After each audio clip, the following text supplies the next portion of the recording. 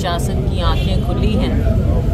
हम उम्मीद करते हैं कि जो हमारे पार्षद साथियों की ज़रूरतें थी, उनकी इज्जत थी, मान सम्मान था, वो मिले और उनके कार्य हों, क्योंकि उनके कार्य उनके अपने नहीं, लोगों के कार्य हैं। तो हम उम्मीद करते हैं कि ये सारी बातें आगे पूरी हों। इस तरह से धरने पर काम छोड़कर बैठना, लेकिन जब कभी लगेगा कि कमी आ रही है तो हम बतौर कांग्रेस पार्टी, कांग्रेस के कार्यकर्ता, हम हमेशा लोगों के साथ खड़े रहे। कार में ब्लास्ट हुआ है जी दिल्ली में, वो घटना हुई है और कैसे देखते हैं? इसके बहुत गहरी जड़ें हैं और इसमें भी हमारी पूरी आशा है कि जो खुफिया एजेंसी हैं हमारी, वो इसमें काम करें और बड़ी मजबूती से, किसी को भी छोड़ना नहीं है। और जहाँ भी इनके तार जा रहे हैं, चाहे पड़ोसी देश में जाएं, उसको सरकार गंभीरता से ले और ऐसे हादसे आगे ना हो, इस बात को इंश्योर करे सरकार। शैलजा जी, सिरसा लोकसभा क्षेत्र में ना कांग्रेस एक मजबूत विपक्ष के तौर पर नजर आ रही है।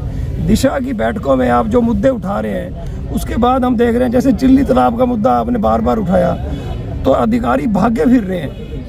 तो हरियाणा में ना कांग्रेस पूरे हरियाणा में मजबूत विपक्ष की भूमिका में नजर नहीं आ रही। देखो, बात ये है कि क्यों ज़रूरत पड़ती है हमको इस तरह की बातें उठाने की? क्यों नहीं प्रशासन अपनी ओर से काम करता? देखिए, आज के दिन ये कहने की बात होनी नहीं चाहिए, लेकिन लोग त्रस्त हैं। भ्रष्टाचार इतना ज़्यादा हो गया है नीचे से ऊपर तक। फिर मैं कहती हूँ ऐसी बात कहने की नहीं, लेकिन लोग दुखी हैं। क्यों ऐसा होता है? घोटाले पर घोटाले क्यों ऐसे हो रहे हैं? तो ये चीज़ें हैं जो जनता को, हमारे पार्षद हैं, उनको भी ये करना पड़ा। और विपक्ष की भूमिका हम बिल्कुल, यहाँ पे कांग्रेस देखो हमेशा मजबूत रही। आज आपका नगर परिषद का कार्यक्रम था। जी। नगर परिषद में आपने आज आना था जी। उससे पहले ही फैसला हो गया? हाँ, अब फैसला हो गया। हम उम्मीद करेंगे कि वो अपने बातों पर कायम रहेगा, प्रशासन और शासन, और पार्षदों को दोबारा ऐसा मौका ना दें या किसी को भी। बिल्कुल आना था मैंने कहा था मैं आऊँगी।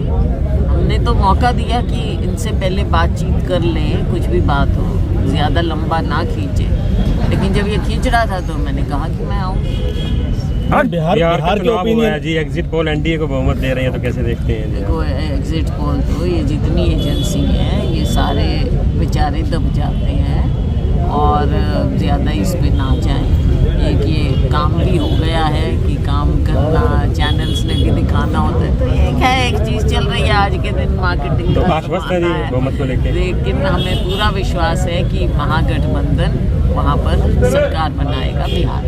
वोट चोरी का मुद्दा लगातार उठा रहे हैं राहुल गांधी। हरियाणा में भी प्रदर्शन है जी, शायद 6 को फतेहाबाद में भी है। तो हाँ जी, 6 तारीख को हम फतेहाबाद में करेंगे। वोट चोरी का मुद्दा है और राहुल जी ने देश के सामने, मीडिया के सामने, सबके सामने रखा है। एक बहुत बड़ा मुद्दा है। चलिए जी, लंबे समय बाद प्रहलाद जी तो आपके साथ बैठे नजर आ रहे हैं, आज बलवान जी नहीं है। टूर क्या हुआ है विधानसभा का? असल में क्या है, जो MLAs होते हैं, हमारे भी एज MP टूर जाते हैं, तो कमेटीज़ के टूर जाते हैं, उसमें कोई बात नहीं। वो तो एक दिन कोई दिखे ना दिखे हो तो कोई बात। हमारी खबर चटपटी हो जाती है। अच्छा, हाँ, खबर भी बननी चाहिए। आपने चटपटी बनानी हो तो ऐसी बना लेते हैं आप।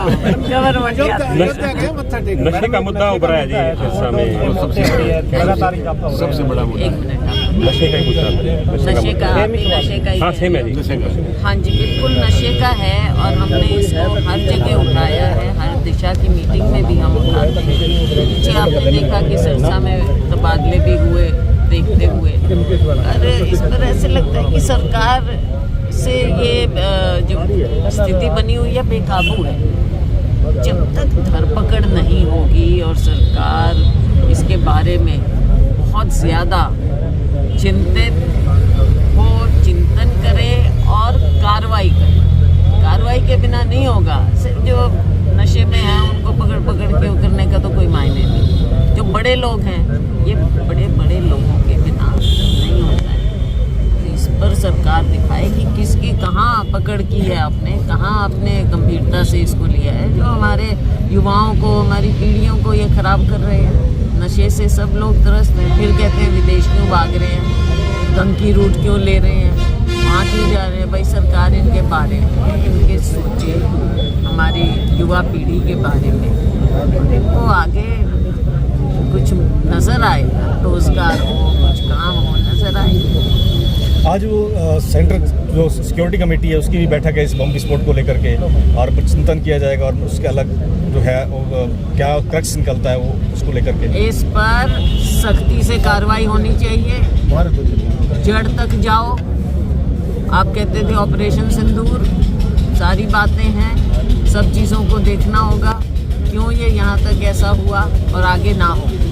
एक किसानों से जुड़ा हुआ सवाल है, खातों की खेती मिल रही है और दूसरी तरफ जब बिजाई हो रही है, गेहूँ का पीक सीजन है बिजाई का, और अभी ना DAP मिल रही और स्ट्रॉ बेलर है, जो सरकार दावा कर रही है पराली प्रबंधन पर हमारा जो कृषि विभाग है वो काम कर रहा है, लेकिन दरअसल पर जो है वो बेलर नहीं है।